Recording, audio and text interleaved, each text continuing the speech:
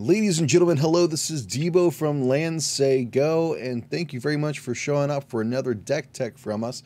Well, before we go much further, we'd really appreciate it if you would go ahead and smash that like button, give us a subscribe, give us a comment, give us a share. It's a great way to support our channel for free, and it really does help with the YouTube algorithm. Now let's go ahead and break on down the deck tech. Well, today I have a really fun deck tech for you. It is called Brash Boros, and I think you'll see why here in a second. This is a deck I've been working on for quite a while. I've been really mulling about it, and then when M21 hit, I'm like, yes, now is the time. It is perfect. Let's just go ahead and get right on into it. So, obviously, this is called Brash Boros, and that's because we're running 4 copies of Brash Taunter in the list. Now, it's 5 mana for a 1/1 with Indestructible, and whenever it's dealt damage, it deals that much damage to target opponent, and you can pay 2 and a red to tap, and then Brash Taunter fights another target creature. So this is a great way for you to maybe block a giant creature. You can then fight the giant creature to deal a ton of damage to your opponent, and it's basically just Standard's new Stuffy Doll. Well, but that's not the only type of Stuffy Doll Reckoner effect that we have. We also have Truefire Captain running a full playset of this as well. It's 4 mana for a 4/3 with Mentor, which can, with the Mentor trigger, buff our other creatures as well. And then whenever Truefire Captain is dealt damage, it deals that much damage to target player. So another great use of that Reckoner effect.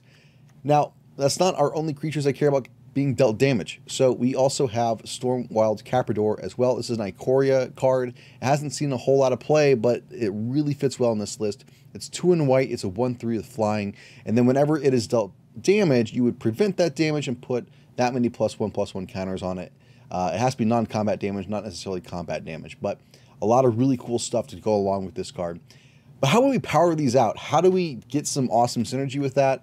Well, we're also running 4 copies of Marauding Raptor in the list. So 2 mana for a 2/3, and whenever a creature enters the battlefield, it deals 2 damage to that creature, so automatically triggering all of our other creatures, plus it helps ramp them out by reducing their converted mana costs by 1 colorless mana. So good card. Also, if we play another Raptor, the Raptor can become a 4/3, which can become very important if you're trying to deal as much damage to your opponent as possible. Now, how do we deal a ton of damage to our opponents? Well, that's in our removal package. So we are running, let's start with our Wraths, running 4 copies of Storm's Wrath. This will help deal with our opponent's board, it'll help deal with their planeswalkers, it'll either hit them for 4, if we have a Brash Taunter or a Captain out, it can grow our Stormwild Capridor by 4 +1/+1 counters. It's very, very good. We also have 4 Deafening Clarion in the list. Now, Deafening Clarion will deal 3 damage to each creature. It can also give lifelink. So if you give all your creatures lifelink and you deal 3 damage, then your Brash Taunter, your Truefire Captain, and your Stormwild Capridor will all gain lifelink. So you get to deal a bunch of lifelink damage, and then you can also swing in with your Capridor with lifelink as well after it's been buffed by 3.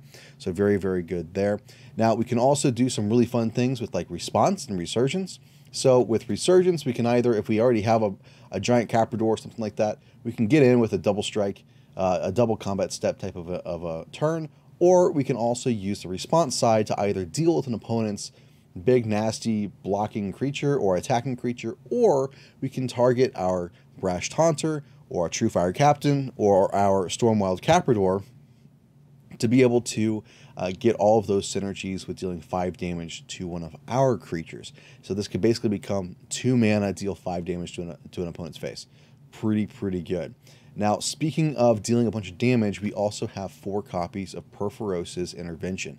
So this is X and a red, it's a sorcery, and we can either choose one. We can create either an X1 red elemental creature token with trample and haste, and then sacrifice it at the beginning of the next end step, or it deals twice X damage to target creature or planeswalker, which includes our creatures. So we can hit our Brash Taunter, we can hit our Truefire Captain or our Stormwild Capridor and deal a ton of damage. It's 2 times X. So whatever your X cost is. So if you cast this for 4 mana, you're going to be dealing 6 damage to Brash Taunter or to Truefire Captain or your Stormwild Capridor. Very, very, very good.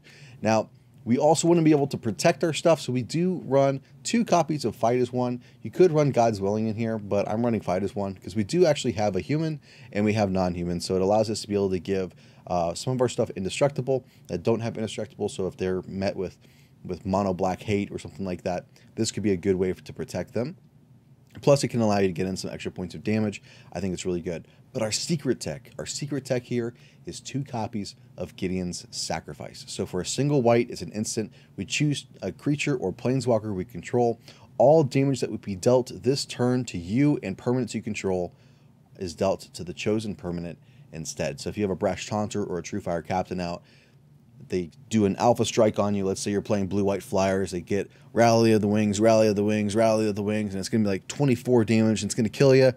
You Gideon Sacrifice, you hit a Brash Taunter with it, and then all of a sudden that 24 damage is flipped onto your opponent, and it wins you the game. It's really, really good. It's really hilarious when it works, and yeah, I really, really like it. For our mana base, it's pretty typical. We're not really an aggro deck. We're more of a mid-range list, so we're going to be running tap lands. We have 4 copies of Temple of Triumph. We have 4 copies of Sacred Foundry, 5 of each basic, 2 Blast Zone. This is a good way for us to have some additional removal of things that we may not be able to deal with, like enchantments and things like that.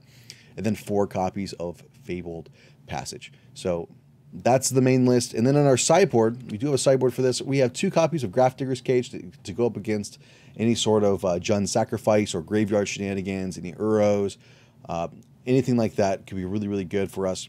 We also have 2 Containment Priests, so if our opponent's doing Reanimator, or if they are using a Luca, or a Nissa, or excuse me, a Vivian, or anything like that, this will allow us to be able to flash this out before it enters the battlefield. It also works with Winota as well. Flash this out before the creatures enter the battlefield, and it will exile them permanently. So that's great. We're also running 3 copies of Disenchant. So if they are going to be running removal that is enchantments, we can deal with those things as well. We can also get an instant speed kill, an Ember Cleave, something like that. This would be very good for us. Ugin is a thing. Ugin is here in the format. So having a Goblin Cratermaker and leaving up mana to be able to destroy a target colorless non-land permanent could be very important. Plus, not to mention, we can use the Sacrifice to deal 2 damage to one of our Reckoners, our Stuffy Dolls, the Brash Taunter, the Truefire Captain, or even the Stormwild Capridor to get in additional damage if we need to, if we can't attack in with the Goblin Cratermaker. We are also running 2 Sorcerous Spyglass. It's a great way for us to be able to deal with our opponents' planeswalkers that maybe aren't Ugins, but they're still playing Ugin. So that way, you can name it, Ugin wipes the board, but they still can't use their planeswalkers anyways because the Sorcerous Spyglass does not have a color. And then we're also running 3 copies of Banishing Light to be able to deal with some things that we normally can't deal with our current board. Well, that's our list, guys. Let us know in the comments down below what you think. This is a really fun list. We do have a couple of games that you can see where we just got to stomp some of our opponents with it. We probably have a 60% to 40% win-loss rate with it. It's not necessarily the most competitive list out there, but it's a very fun deck to play. So I highly recommend you guys go out there, give it a try, let us know what you think. And again, my name is Debo with LandSayGo.com. I appreciate you checking us out, and I'll talk to you again real soon. Hey guys, thanks for watching our content. If you liked our video, you'll probably like these as well. And if you would, please take a moment to like, comment, share, and subscribe. And in the description below, you'll find our TCG affiliate link, where you can buy the cards that you need while also supporting us, LandSayGo, and our show.